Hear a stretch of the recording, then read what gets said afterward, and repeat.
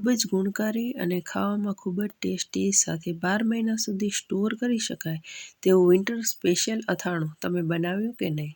તો આજે આપણે બનાવશું વિન્ટર સ્પેશિયલ અથાણું, જે બનશે લીલી હળદર, આદુ, મરચાં, લીંબુ વગેરે સામગ્રીમાંથી. તો ચાલો જોઈએ તેની રેસીપી. તો આ અથાણું બનાવવા માટે મેં અહીં 250 ગ્રામ જેટલું તાજું આદુ લીધું છે, 250 ગ્રામ પીળી લીલી હળદર લીધી છે, 250 ગ્રામ આંબા હળદર લીધી છે, અડધો કિલો જેટલા મેં લીંબુ લીધા છે અને અડધો કિલો એટલે કે 500 ગ્રામ લીલા મરચાં લીધા છે, જે તીખા અને મોળા બંને મિક્સ છે. તો તમે માત્ર તીખા લીલા મરચાં પણ લઈ શકો. હવે બધી સામગ્રીને સૌથી પહેલાં સારી રીતે ધોઈ લઈએ. તો કોઈ પણ અથાણું બનાવવું હોય તો તેમાં ચોખ્ખાઈનું ખાસ ધ્યાન રાખવું પડે છે. એટલે કે કોઈ પણ સામગ્રી પર ડસ્ટ કે હોય તો જે તે સાફ થઈ જાય તો તે અથાણું બગડતું નથી. ખાસ કરીને હળદર અને આદુ પર ખૂણા ખાંચામાં ખૂબ જ ડસ્ટ ને હોય છે, તો તેને ખૂબ સારી રીતે ધોઈ લેવી. ત્યારબાદ તેને કોટનના કપડાં વડે લૂછી અને કોરી કરી દેવી અને થોડી વાર સૂકવવા મૂકી દેવું, એટલે કે પંખા નીચે કોરા કરવા મૂકી દેવું. હવે આપણે તેને કટિંગ કરી લઈએ. તો સૌથી પહેલાં લીલા મરચાં છે તેના ઉપરના ડાંઠા કાઢી અને વચ્ચેના બીજ કાઢી આ રીતે મોટા મોટા પીસીસમાં કટ કરી લઈએ. જો તમે છો તો મરચાં આખા પણ રાખી શકો અને બીજ જો પસંદ હોય તો રાખી શકો, અદરવાઇઝ બીજ કાઢી નાખવા. તે રીતે હળદરને પણ આ રીતે તેની છાલ દૂર કરી દેવી અને એકદમ સાફ કરી દેવી. આદુને પણ ખૂબ સારી રીતે તેની છાલ કાઢી અને આ રીતે ક્લીન કરી દેવું, જેથી કરીને આપણું અથાણું ખૂબ સરસ બને અને બગડે પણ નહીં. લીંબુ લઈ અને તેના આ રીતે 2 પીસીસમાં કટ કરી તેના બીજ દૂર કરી દેવા. ત્યારબાદ તેના આ રીતે નાના નાના ટુકડા કરી લેવા, એટલે કે એક લીંબુના મિનિમમ 8 પીસીસ કરી લેવા, અથવા તો તમે તમારા હિસાબે તેના પીસીસ કરી શકો.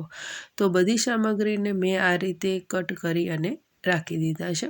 તો મેં હળદર અને આદુને આ રીતે કટ કર્યા છે, જ્યારે આંબા હળદર છે તેને મેં આ રીતે રાઉન્ડમાં કટ કર્યા છે. બધી સામગ્રીને હવે એક મોટા મિક્સિંગ બાઉલમાં લઈ લઈએ. હવે તેમાં એક મોટો ચમચો મીઠું ઉમેરીએ.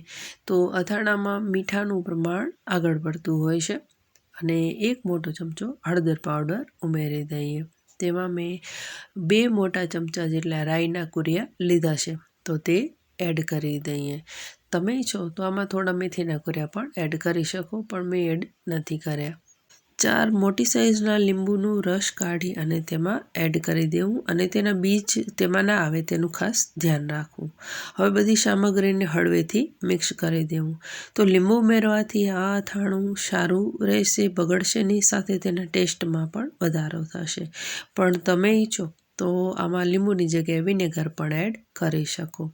હવે બધી સામગ્રીને સારી રીતે મિક્સ કરી દઈએ, એટલે કે બધા પીસીસ ઉપર હળદર અને મીઠાનું સારી રીતે કોટિંગ આવી જાય એ રીતે સારી રીતે મિક્સ કરી દઈએ. તો આ અથાણું છે તમે ઇન્સ્ટન્ટ યુઝ કરી શકો છો. તો અથાણું આમ તો તૈયાર છે, તમે ખાવામાં તેને ઉપયોગમાં લઈ શકો છો, પણ 1 મહિના પછી આ અથાણું છે ખૂબ સારી રીતે મચી જાય છે, એટલે કે વધારે ટેસ્ટી લાગે છે.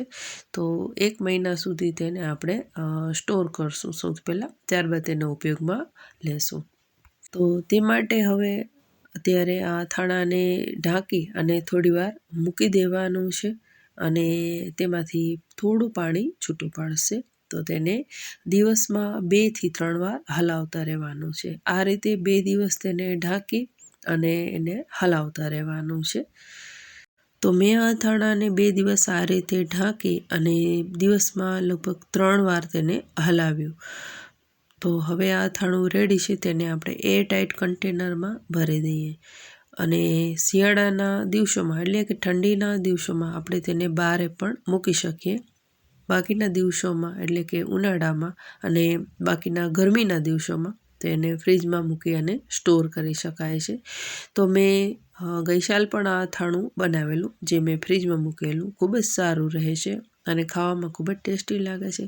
ક્યારેક ઘરે આદું કે ના હોય તો આ અથાણામાંથી આપણે આદું લઈ અને તેનો અન્ય વાનગીમાં પણ ઉપયોગ કરી શકીએ છીએ. એટલે કે આદુને આપણે એક રીતે સાચવી પણ શકીએ છીએ. તો ટ્રાય કરી જોજો આ અથાણું. ખૂબ જ ટેસ્ટી બને છે, ગુણકારી પણ છે અને અનેક રીતે ઉપયોગી પણ છે. તો રેસીપીનો વિડીયો પસંદ પડ્યો હોય તો લાઈક કરજો, શેર કરજો.